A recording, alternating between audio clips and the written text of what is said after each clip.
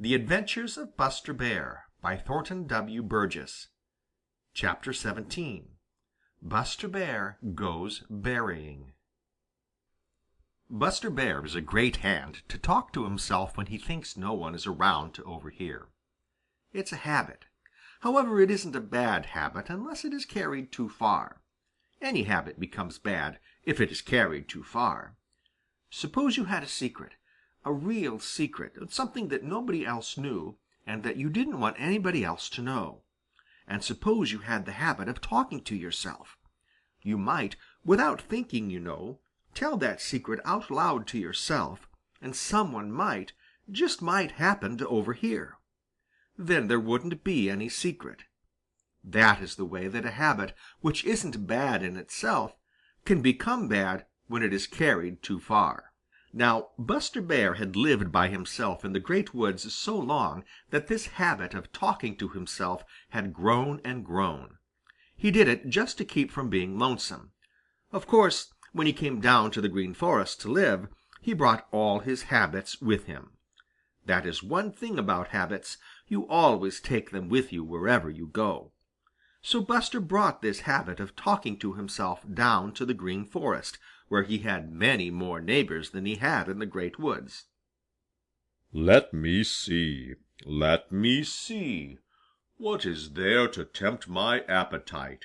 Said Buster in his deep, grumbly-rumbly voice. I find my appetite isn't what it ought to be. I need a change. Yes, sir, I need a change. There is something I ought to have at this time of year, and I haven't got it. There is something that I used to have and don't have now. Ha! I know. I need some fresh fruit. That's it, fresh fruit. It must be about berry time now, and I'd forgotten all about it. My, how good some berries would taste! Now if I were back up there in the Great Woods, I could have all I could eat. Makes my mouth water just to think of it. There ought to be some in the Old Pasture. There ought to be a lot of them there. If I wasn't afraid that some one would see me, I'd go up there. Buster sighed. Then he sighed again. The more he thought about those berries he felt sure were growing in the Old Pasture, the more he wanted some. It seemed to him that never in all his life had he wanted berries as he did now. He wandered about uneasily. He was hungry for berries and nothing else. By and by he began to talk to himself again. If I wasn't afraid of being seen, I'd go up to the Old Pasture this very minute. Seems as if I could taste those berries. He licked his lips hungrily as he spoke. Then his face brightened. I know what I'll do. I'll go up there at the very first peep of day tomorrow. I can eat all I want and get back to the Green Forest before there is any danger that Farmer Brown's boy or anyone else I'm afraid of will see me. That's just what I'll do. My, I wish tomorrow morning would hurry up and come. Now, though Buster didn't know it, someone had been listening. And that someone was none other than Sammy Jay. When at last Buster lay down for a nap, Sammy flew away, chuckling to himself. "I believe I'll visit the Old Pasture tomorrow morning myself," thought he. "I have an idea that something interesting may happen if Buster doesn't change his mind." Sammy was on the lookout very early the next morning. The first Jolly Little Sunbeams had only reached the Green Meadows and had not started to creep into the Green Forest when he saw a big, dark form steal out of the Green Forest where it joins the Old Pasture. It moved very swiftly and silently, as if in a great hurry. Sammy knew who it was. It was Buster Bear, and he was going berrying. Sammy waited a little until he could see better. Then he too started for the Old Pasture. Chapter 18. Somebody else goes berrying. Isn't it funny how two people will often think of the same thing at the same time, and neither one know that the other is thinking of it? That is just what happened the day that Buster Bear first thought of going berrying. While he was walking around in the Great Forest, talking to himself about how hungry he was for some berries, and how sure he was that there must be some up in the Old Pasture, some one else was thinking about berries and about the Old Pasture too. "Will you make me a berry pie if I get the berries to morrow?" asked Farmer Brown's boy of his mother. Of course Mrs. Brown promised that she would, and so that night Farmer Brown's boy went to bed very early that he might get up early in the morning, and all night long he dreamed of berries and berry pies.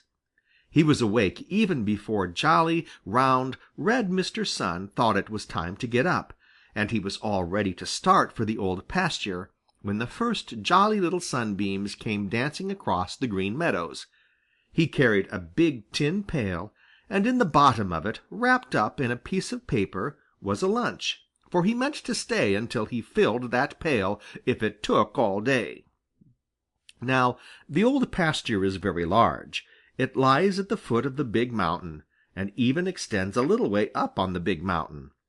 There is room in it for many people to pick berries all day long without even seeing each other, unless they roam about a great deal. You see, the bushes grow very thick there, and you cannot see very far in any direction.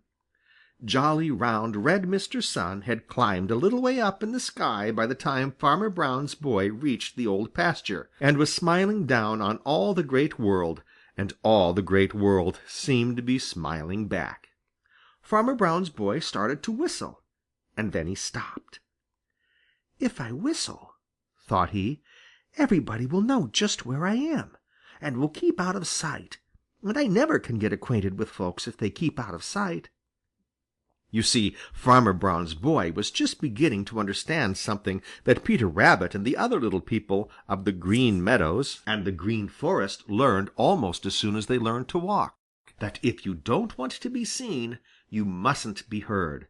So he didn't whistle as he felt like doing, and he tried not to make a bit of noise as he followed an old cow path towards a place where he knew the berries grew thick and oh so big. And all the time he kept his eyes wide open, and he kept his ears open too.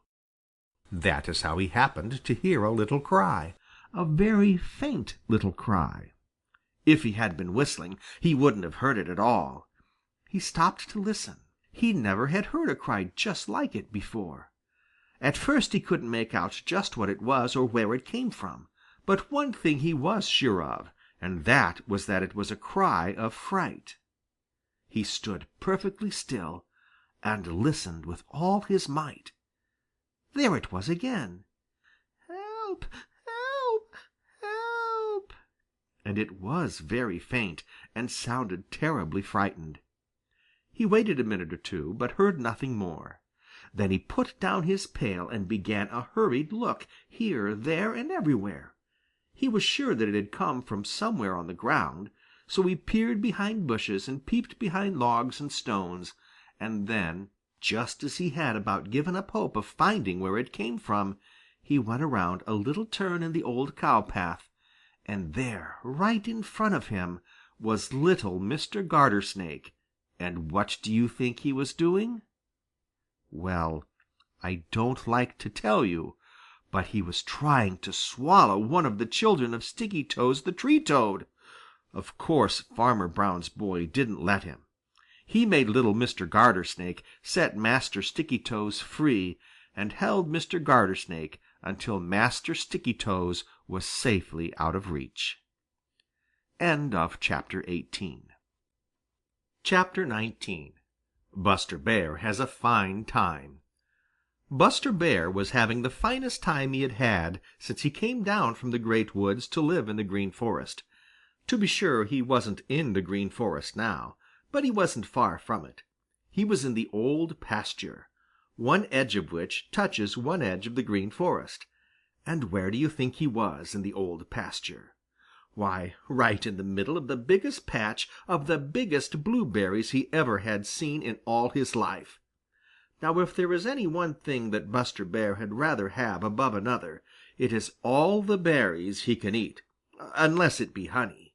Nothing can quite equal honey in Buster Bear's mind, but next to honey, give him berries. He isn't particular what kind of berries. Raspberries, blackberries, or blueberries, either kind will make him perfectly happy.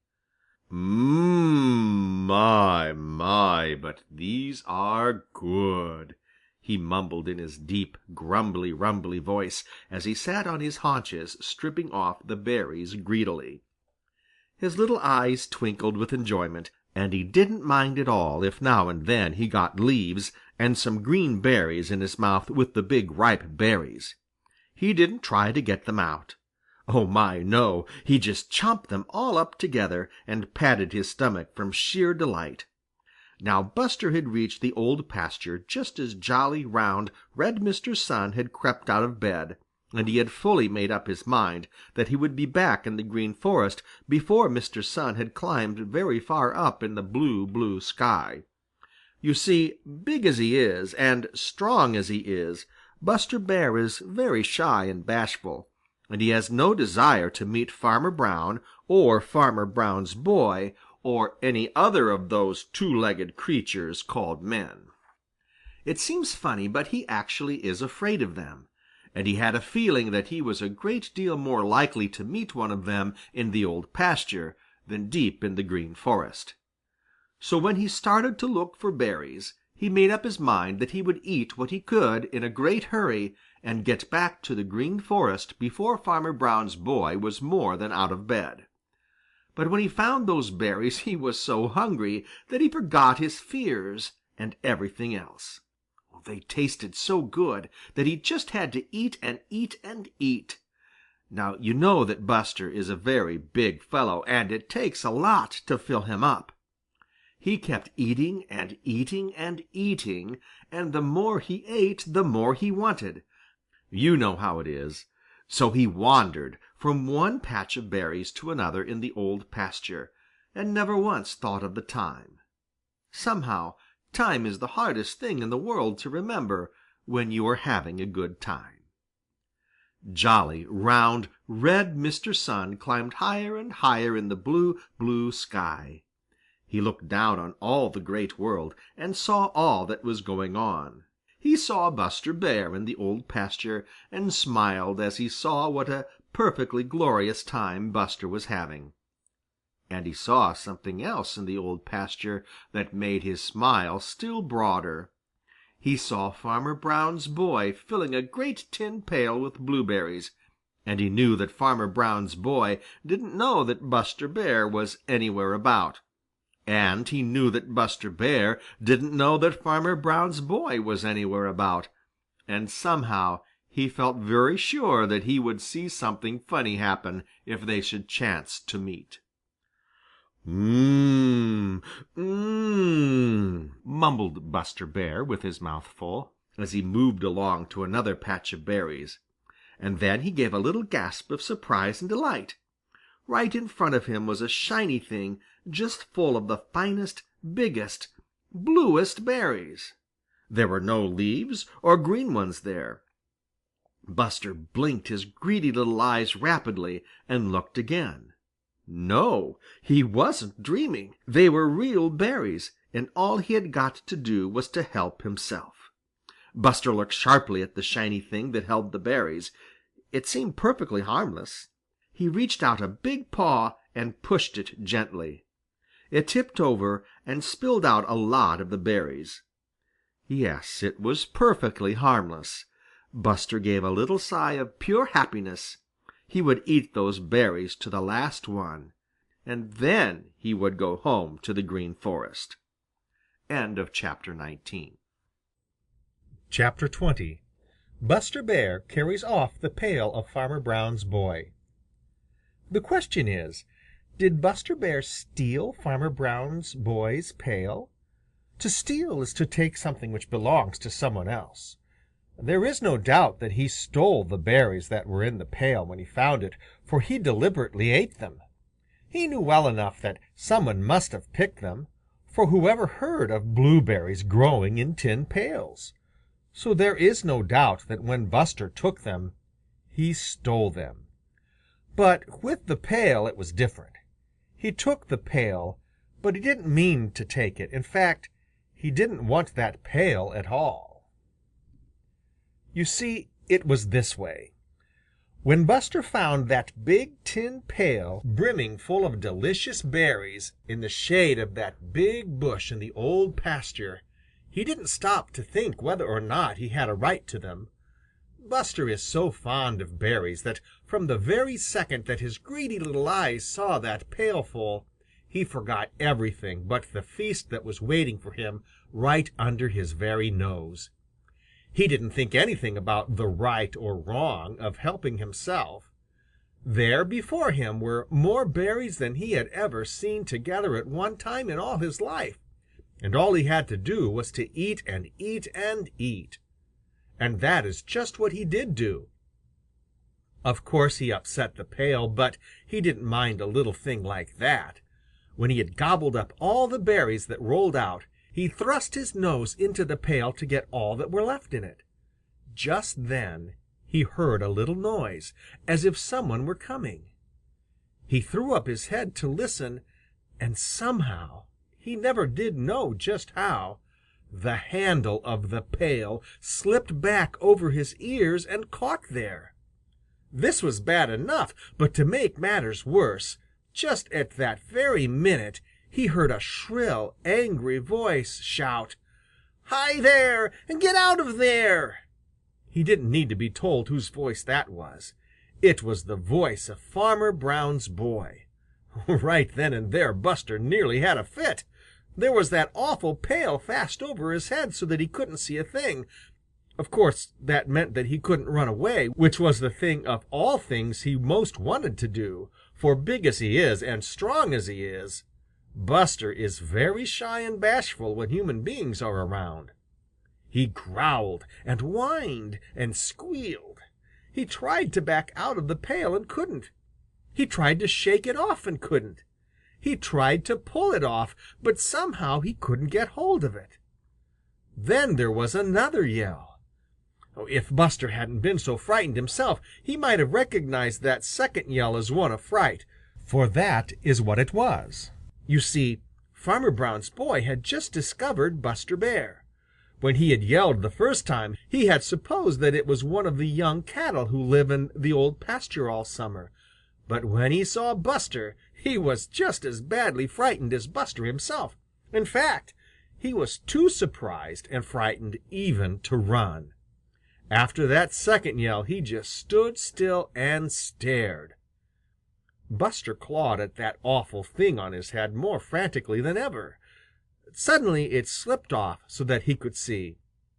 He gave one frightened look at Farmer Brown's boy, and then with a mighty woof, he started for the Green Forest as fast as his legs could take him, and this was very fast indeed, let me tell you.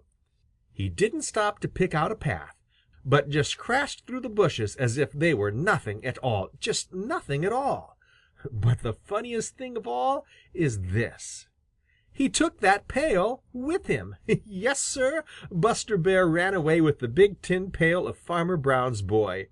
You see, when it slipped off his head, the handle was still around his neck, and there he was running away with a pail hanging from his neck. He didn't want it. He would have given anything to get rid of it. But he took it because he couldn't help it. And that brings us back to the question. Did Buster steal Farmer Brown's boy's pail? What do you think? End of chapter 20 and end of section 5. Recording by John Leader, Bloomington, Illinois.